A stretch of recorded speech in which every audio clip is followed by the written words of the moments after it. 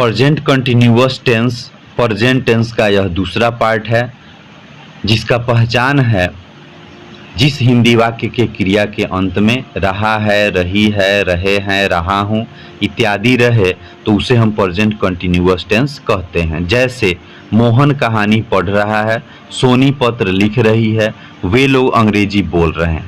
यह तीनों सेंटेंस जिसके अंत में रहा है, रही है, रहे हैं, ठीक है, यह तीनों सेंटेंस जो है यह प्रेजेंट कंटिन्यूअस टेंस का है।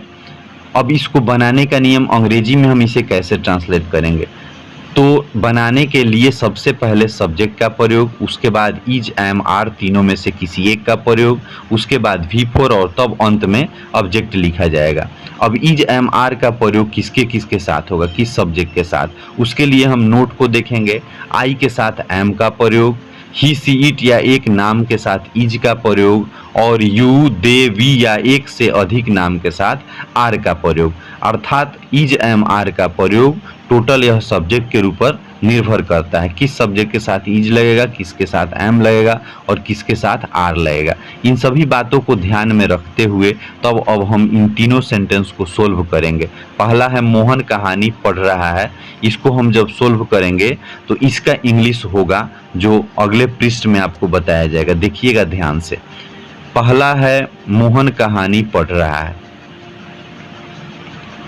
तो पहले वाक्य का इंग्लिश हुआ Mohan is reading a story.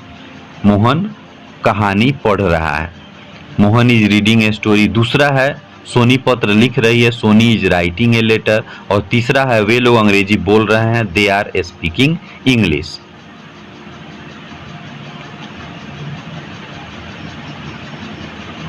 अब ऐसे ही सेंटेंस जो प्रेजेंट कंटिन्यूअस टेंस के हैं, इनका निगेटिव अर्थात नकारात्मक वाक्य जिसमें नहीं लगा रहता है, जैसे मोनिका अंग्रेजी नहीं पढ़ रही है, तुम वहाँ नहीं जा रहे हो, मैं पुस्तक नहीं खरीद रहा हूँ।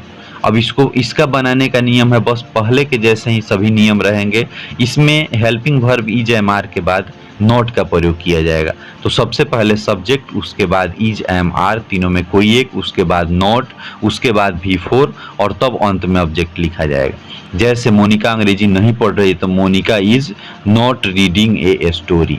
यहाँ इज के बाद नॉट लगा हुआ है। ध्यान देने वाली बात है कि नॉट जो लगते हैं वो हमेशा हेल्पिंग वर्ब के बाद लगते हैं निगेटिव सेंटेंस में। तो Monika is not reading English.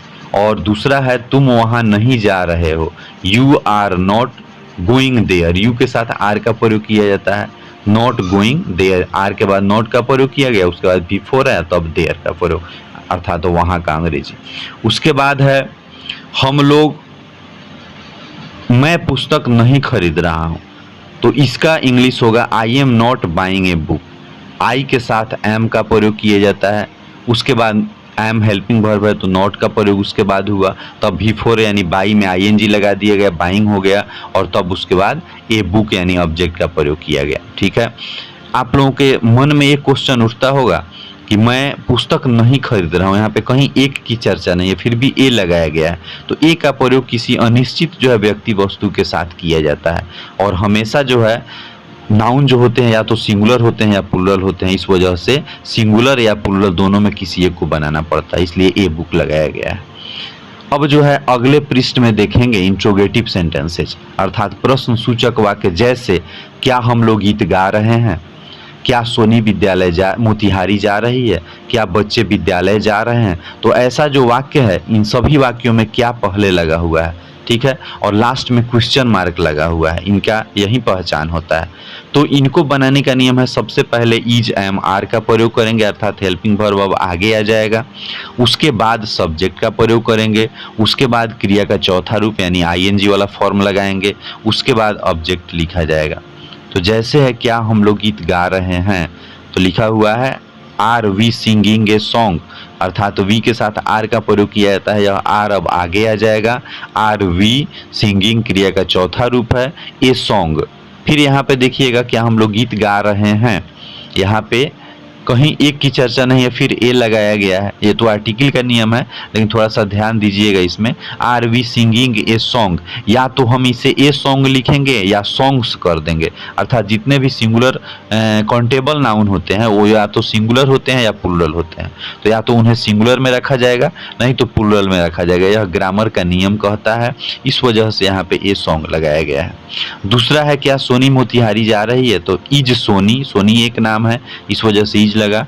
Is Soni going to Motihari, ठीक है, क्वेश्चन मार्क। उसके बाद है क्या बच्चे मोतिहारी विद्यालय जा रहे हैं, तो लिखा हुआ है are the children going to school. Are the children going to school, बच्चे का अंग्रेजी चिल्ड्रेन होता है, चाइल्ड होता है एक बच्चा, और चिल्ड्रेन एक से अधिक बच्चे, इसलिए यहाँ पे बच्चे की चर्चा है इसलिए चिल्ड्रेन लगाया गया है। तो आर द चिल्ड्रेन, द क्यों लगा, निश्चित करने के लिए, नहीं भी लगा सकते हैं आप, नहीं, द निश्चित किसी भी व्यक्ति वस्तु को करने के लिए लगाया गया।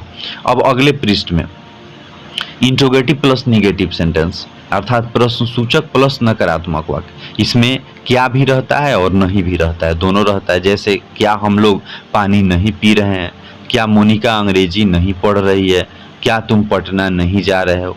तो ऐसे वाक्यों का पहचान होता है कि उसमें क्या पहले रहेगा और फिर पीछे नहीं भी रहेगा, और लास्ट में क्वेश्चन मार्क तो रहेगा ही। तो इन्हें बनाने का नियम है, सबसे पहले EJMR का प्रयोग करेंगे, उसके बाद सब्जेक्ट का प्रयोग करेंगे, उसके बाद नोट लगेगा, उसके बाद V4 का प्रयोग करेंगे, और तब अंत में ऑब्जेक्ट लिखा जाएगा। इसको एक तरह से और बनाया जाता है, हेल्पिंग वर्ब के साथ ही नोट लगा दिया जाता है, लेकिन उस परिस्थिति में नोट को शॉर्ट फॉर्म में लिखा जाएगा। जैसे हम दोनों तरीका से बना करके बता देते हैं। जैसे क्या हम लोग पानी नहीं पी रहे हैं, तो are we not drinking water है, इसको हम ऐसे ही बना सकते हैं, aren't we drinking water. Aren't यानी आर के साथ नॉट शॉर्ट फॉर्म में लगा देंगे और तब ड्रिंकिंग वाटर हो जाएगा, ठीक है। फिर है क्या मोनिका अंग्रेजी नहीं पढ़ रही है, तो is Monika not reading English, इसको दूसरे तरह से बनाएंगे, इजंट मोनिका रीडिंग इंग्लिश।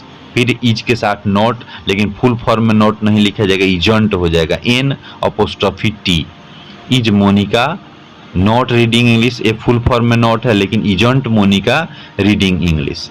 फिर है उसी तरह क्या तुम पटना नहीं जा रहे हो, तो are you not going to Patna, या aren't you going to Patna. इनको दोनों तरह से बनाया जाता है, आपको जैसे सहूलियत हो उस विधि से आप बना सकते हैं। ये हुआ इंट्रोगेटिव प्लस निगेटिव सेंटेंस, अर्थात प्रश्न सूचक और नकारात्मक वाक्य। अब अगले पृष्ठ पर ध्यान देंगे, इसके बाद आएगा WH क्वेश्चन, जिसमें क्यों, कैसे, कहाँ, कब, क्या, ये सभी जो है शब्द लगे रहते हैं, ये WH वर्ड्स कहे जाते हैं। तो WH वर्ड और WH क्वेश्चन में क्या अंतर है। WH वर्ड जो होते हैं वो एक शब्द है नहीं, और जो क्वेश्चन होते हैं वो पूरा सेंटेंस हो जाता है। जैसे WH क्वेश्चंस है, ये WH वर्ड है, इसमें व्हाट क्या, जिसका मीनिंग होता है हाउ मतलब कैसे, वेयर मतलब कहाँ, व्हेन मतलब कब, व्हाई मतलब क्यों, इत्यादि। जैसे है वह क्यों टहल रहा है, इसमें क्यों लगा हुआ है। तुम पत्र कैसे लिख रहे हो, इसमें कैसे लगा हुआ है। तो ये क्यों और कैसे, इन दोनों वाक्यों में ये जो है WH वर्ड्स हैं। तो ऐसे सेंटेंस को बनाने का क्या नियम होता है, बनाने का नियम इसका है, सबसे पहले WH वर्ड्स लिखे जाएंगे, यानी क्यों, कैसे, कहाँ, कब इत्यादि का अंग्रेजी जो होता है उसको पहले, उसके बाद EJMR तीनों में किसी एक का प्रयोग, उसके बाद सब्जेक्ट का प्रयोग, उसके बाद क्रिया का चौथा रूप V4 का प्रयोग, और तब अंत में ऑब्जेक्ट लिखा जाता है। जैसे वह क्यों टहल रहा है, तो ये हो जाएगा व्हाई इज ही वॉकिंग, वह क्यों टहल रहा है, क्यों का अंग्रेजी व्हाई हुआ, व्हाई के साथ इज, व्हाई के साथ इज नहीं, ही के साथ इज लगा हुआ है, क्योंकि सब्जेक्ट के अनुसार हेल्पिंग वर्ब का प्रयोग होता है। व्हाई इज ही वॉकिंग, बहुत लोग माइंड में सेट करेंगे व्हाई के साथ इज लगा हुआ है, नहीं, पहले व्हाई है लेकिन इज का प्रयोग, हेल्पिंग वर्ब का प्रयोग सब्जेक्ट के अनुसार होता है, इस वजह से सब्जेक्ट इसमें ही है, तो ही के अनुसार इज लगा हुआ है, why is he walking, question mark. उसके बाद तुम पत्र कैसे लिख रहे हो, तो how are you writing a letter, कैसे का अंग्रेजी हाउ हुआ, और यू के साथ आर लगता है, इस वजह से आर पहले आया हुआ है, how are you writing V4 हुआ ए लेटर। अब एक चीज इसमें ध्यान देने वाली है, इसमें भी निगेटिव होता है। जैसे वह क्यों टहल रहा है, तो वह क्यों नहीं टहल रहा है, तुम पत्र कैसे लिख रहे हो, तुम पत्र कैसे नहीं लिख रहे हो। अगर इस टाइप का होता है, इसमें भी अगर निगेटिव आता है तो उसके लिए बस हम सिंपल विधि बता देते हैं, सब्जेक्ट के बाद आप नोट लगा देंगे।